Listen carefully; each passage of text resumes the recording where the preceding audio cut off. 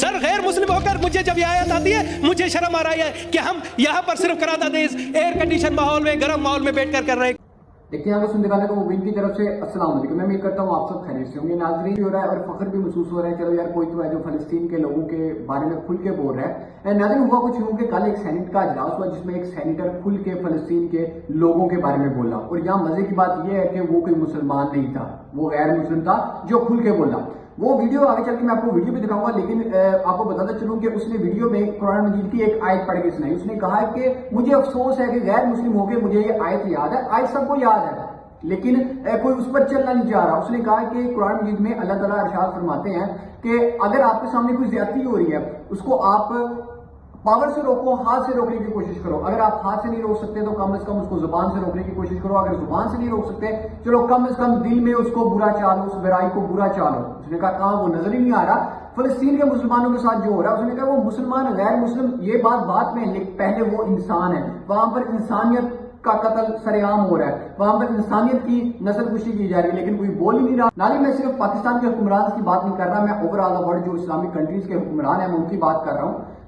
اس کے اندر یہ ہمارے پاکستان کے جو حکمران ہیں وہ بھی شامل ہے کہ اللہ تعالیٰ نے ان کے دلوں پر مہر لگا دی ہے, ان کے دلوں کو بند کر دیا گیا ہے. ان کی آنکھوں کی جو بینائی ہے وہ چھین لی گئی ہے, جو ان کے کانوں کی سننے کی سماعت ہے وہ چھین لی گئی ہے. لیکن انہیں کوئی پرواہ نہیں ہے, اپنی عیشیوں میں لگے ہیں, اپنے بیوی بچوں میں لگے ہیں. یار کم از کم جو فلسطین کے چھوٹے چھوٹے بچے وہاں پر شہید ہو رہے ہیں ان بچوں کی ذرا جگہ اپنے بچوں کو رکھ کے سوچو یار. ہمارے تو رونگٹے کھڑے ہو جاتے ہیں, لیکن انہیں کوئی پرواہ نہیں ہے, کوئی کچھ کر نہیں رہا, اپنے مال و دولت اکٹھے کرنے میں لگے ہوئے ہیں.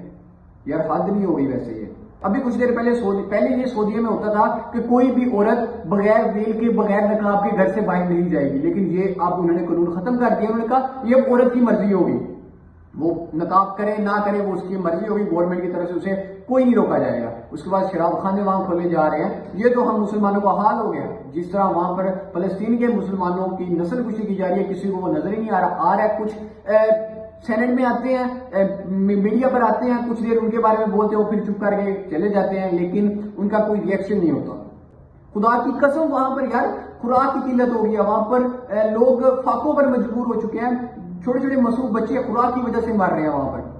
الخدمت جو فاؤنڈیشن ہے انہوں نے ان کی خدمت کے لیے ایمبولینس بھیجی. میں دعا کرتا ہوں کہ اللہ یار انہیں اور اس سے زیادہ کچھ کرنے کی توفیق دے. ویسے مشتاق احمد صاحب نے اجلاس میں کہا تھا کہ بس پاکستانی گورنمنٹ ہمیں راستہ فراہم کرے, ہمیں ایک ٹوٹی کوڑی نہ دے بھائی صاحب, بس ہمیں راستہ دے. ہم ان راستوں سے ہوتے ہوئے ان بچوں کو پاکستان میں لے کے آئے اور ان کی یہاں پر آ کے ان کا علاج کر سکیں. اور پاکستان میں ایسے لوگ موجود ہیں جن کے والدین ان حادثات میں شہید ہو چکے ہیں, ان بچوں کو وہ گود لینے کے لیے تیار ہیں. بس پاکستانی گورنمنٹ ہمیں بس راستہ دے.